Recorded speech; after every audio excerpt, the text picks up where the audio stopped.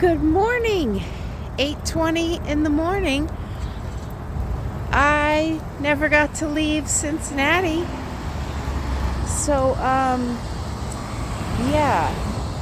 Greyhound offered to put me up in a hotel because the next bus doesn't leave until 11 something tonight. I am exhausted. I've had 31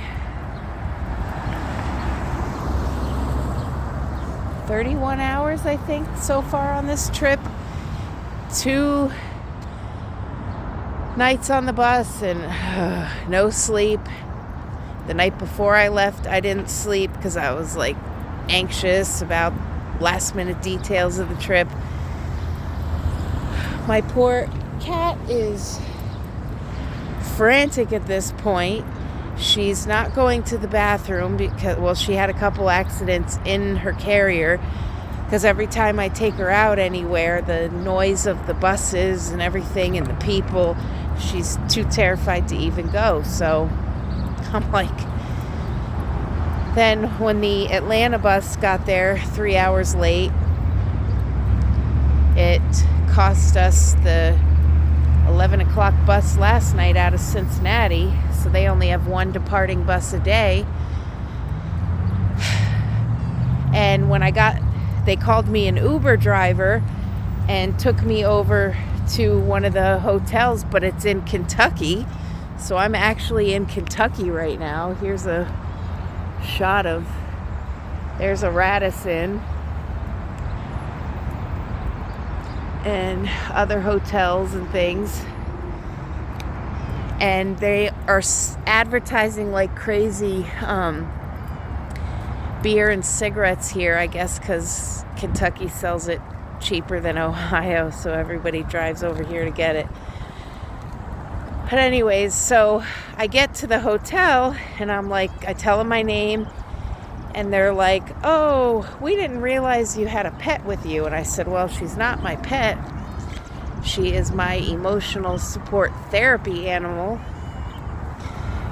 And they were like, well, we have a no pet policy at the hotel. And I'm like, are you kidding me? I almost lost my shit after 8 hours in Atlanta and that piece of shit station. Oh,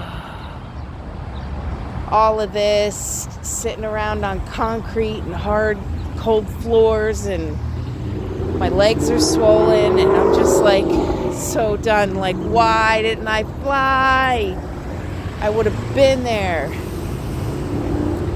I'd have my grandbabies in my arms right now.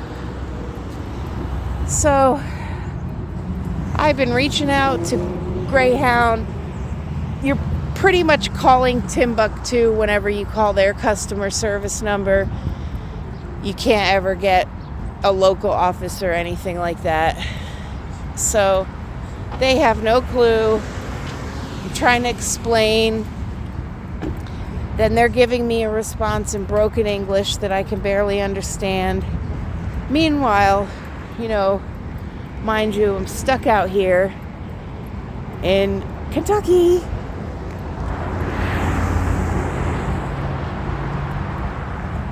And I've got a cat that can't go to the bathroom. It hasn't really eaten except little squeeze-ups here and there. And it's like, she's terrified, I'm terrified, and they're just la la la la la. Nobody gives me a call or gives me a heads up about whatever's going on. So after I sent the email, called customer service, the front desk lady came out and she's like, look, I was talking to my manager and she said if you can find litter somewhere, we'll get a box and we'll bypass the policy for the night. She's like, I really feel bad for you, all this stuff happening. And I was like, oh my God, are you serious? So I'm about to walk in this store. It's the only one I can walk to around here. It's called Speedway. See if they have cat litter. Because that's what I want to be doing right now after all this. But I have to. And that's all right. Because I hope they do. And if they don't, I may just cry at this point because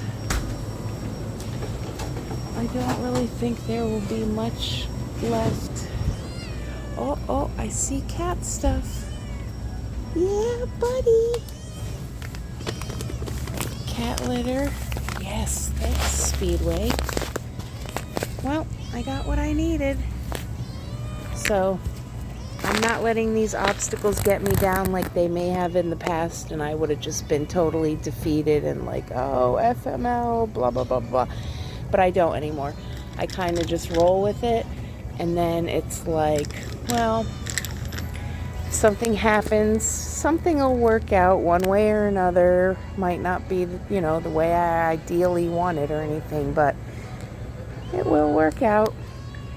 So, other than that, I think that's about it. And I'll be checking in when I make my next stop. It's probably going to be, I don't know why I did.